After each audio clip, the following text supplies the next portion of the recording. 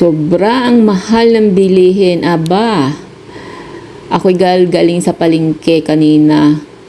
At ito ang aking nabili, 1 kilong galunggong. Ay nako, ako'y nagulat.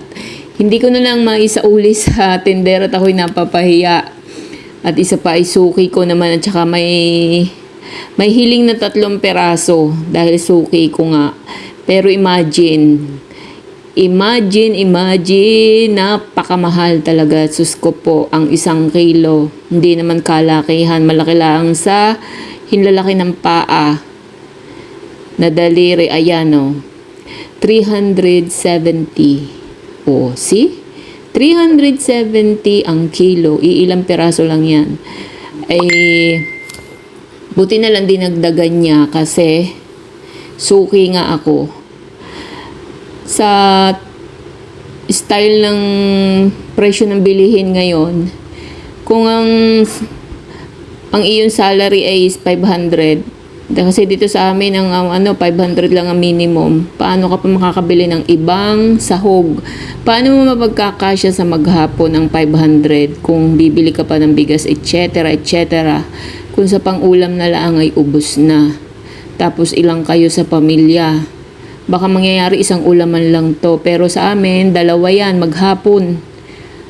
Paabutin yan sa maghapon, hahatiin. At para magkasya. Ayan, hanggang maaari, kung may matitira pa kinabukasan, isasahog sa gulay. Ganyan ang ginagawa para at least kahit pa paano makatipid.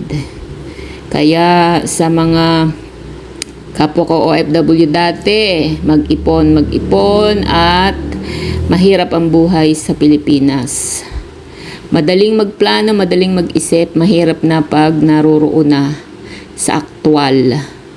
Sa style ng presyo ng bilihin ngayon, hindi pa sariwang isda na ito. Kita nyo, may mapula na ang mata. So, ayan.